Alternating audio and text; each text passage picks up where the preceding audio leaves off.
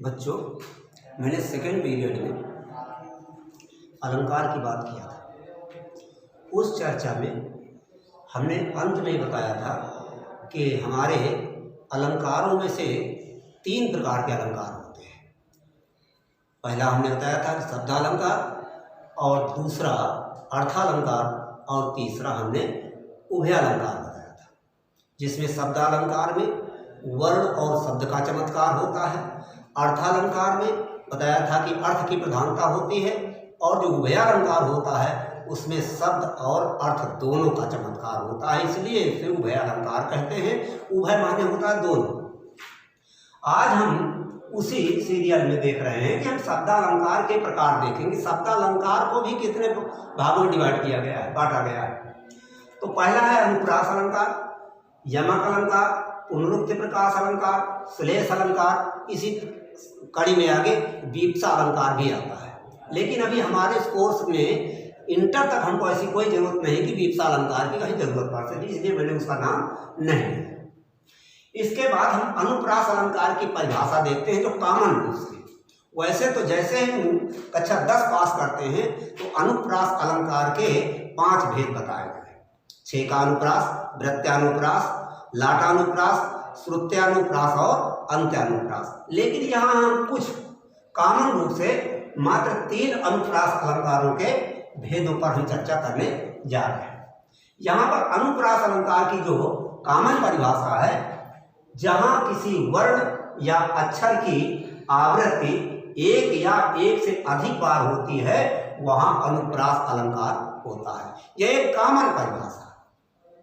इसमें कोई छेकानुप्रास या प्रत्यानुप्रास या अंत्यानुप्रास का कोई ऐसा मैटर नहीं है, ये कॉमन परिभाषा है।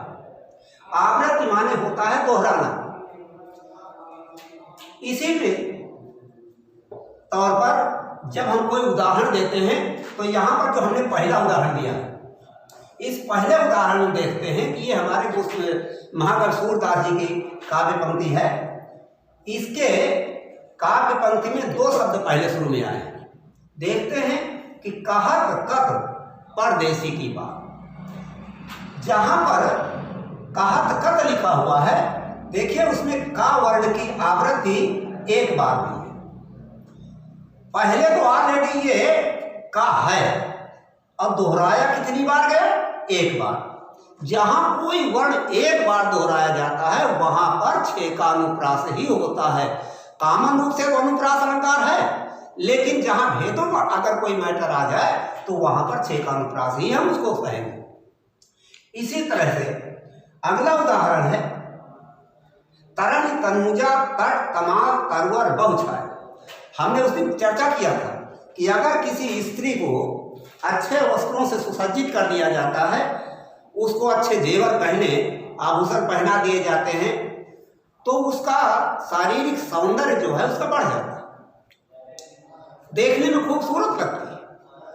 उसी औरत को अगर हम उसके अच्छे वस्त्र और वो आभूषण उतार लें तो उसकी स्थिति मैंने जैसा कि उन्हीं शब्दों में बता रहा हूं कि वो बिल्कुल चुड़ैल जैसी लगने लगती है। इसीलिए जब कोई कभी काव्य रचना करता है तो अपनी काव्य रचना को इतना संवारता है, अच्छे अच्छे आभूषण अलंकार पहनाता है, सुसज्जित करता है कि ताकि उसका काव्य सौंदर्य बढ़ जाए। यहां पर भी कवि ने दूसरा उदाहरण देखिए, तरन तनुजा तट तमाल तरवर बहुछाय। हम देखते हैं कि पहला शब्द है तरन, दूसरा तनुजा, फिर तट, तमाल और तरवर। हम देखते हैं कि जो तावर्ण पहले आया है पहले शब्द में, उसकी आवृत्ति कितनी बार हो रही है? 1 2 3 4 4 बार आवृत्ति हो गई। जब एक यहां पर एक बार हुई का वर्ण की आवृत्ति, पहले उदाहरण देखिए, एक बार हुई तो यहां पर छेकानुप्रास अलंकार हो गए। ये इस तरह से छेकानुप्रास अलंकार।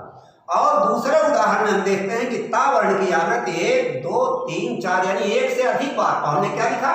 जहां किसी वर्ण या अक्षर की आवृत्ति एक या एक से अधिक बार होती है तो वहां अनुप्रास अलंकार होता है। तो एक कॉमन बात हो गई। लेकिन जब उसके भेदों पर हम चर्चा करते हैं तो यहाँ पर एक से अधिक बार आवृत्ति हुई, 1 2 3 4, इसलिए यहाँ पर यह वृत्त्यानुप्रास अलंकार कहेगा। इसी तरह से अगला तीसरा उदाहरण हमने दिया है कहत नटत रीझत खिझत मिलत खिलत लजिया भरे भवन में करत है नैनन ही सोबात। अब ये हमने इसका अंत्यानुप्रास का उदाहरण दिया। ये जो है अंत्यानुप्रास का उदाहरण है। सन 1960 से लेकर के पीछे हम जाते हैं आदिकाल, यानी आदिकाल से लेकर के सन 1960 तक की जितनी भी काव्य रचनाएं होंगी उसमें अंत्यानुप्रास 100% होता है। इसे काटा ही नहीं जा सकता, कोई भी कवि या कोई भी आचार्य से नकार नहीं सकता। क्यों कि जहां पर काव्य पंक्ति के अंत में आवृत्ति होती है वर्ण की, वहां पर अंत्यानुप्रास अलंकार होता है। हर काव्य पंक्ति में लास्ट में वर्ण एक ही होगा। लजिया तावर्ण आया, बाद तावर्ण आया, इसलिए यहां पर अंत्यानुप्रास अलंकार। क्या हुआ? अंत्यानुप्रास। अंत्यानुप्रास खास बात यह है कि अंत्यानुप्रास अलंकार जो होता है, अंत्यानुप्रास दो प्रकार का होता है।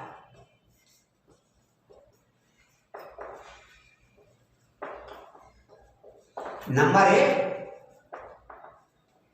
शब्दगत और नंबर 2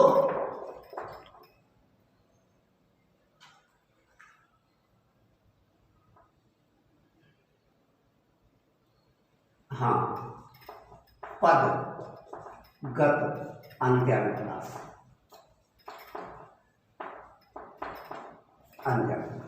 अब ये कैसे? हम देख रहे हैं कि पहला शब्द है इसमें लाइन का, कहत नटत रीझत खिझत मिलत खिलत लजिया। हम देखते हैं कि इससे पहले जो उदाहरण हमने दिया था, जो वृत्यानुप्रास अलंकार का उदाहरण था, तरण तनुजा तट तमाल तरुअर बहुछा है। हर शब्द के पहले तावर्ण की आवृत्ति हो रही थी, हर शब्द के शुरू में आवृत्ति हो रही है। लेकिन यहां क्या देख रहे हैं? यहां शब्द के अंत में तावर्ण की आवृत्ति हो रही है, इसलिए इसे शब्दगत अंत्यानुप्रास अलंकार कहेंगे। और दूसरी बात, चरण के अंत में वर्ण की आवृत्ति हो रही है, इसलिए इसे पदगत अंत्यानुप्रास अलंकार कहेंगे। एक अलंकार इसमें और भी है अनुप्रास ही, भरे भवन। यहां भावर्ण की आवृत्ति एक बार हुई है, इसलिए यहां पर कहत कट परदेसी की भांति यहां पर भी 6 का अनुप्रास अलंकार है। इस तरह से ये अनुप्रास अलंकार को जानने का एक सरल तरीका है। इस तरीके से अगर हम समझेंगे तो अलंकार जानना कोई कठिन बात नहीं है। और अब अगली कड़ी में फिर इसके आगे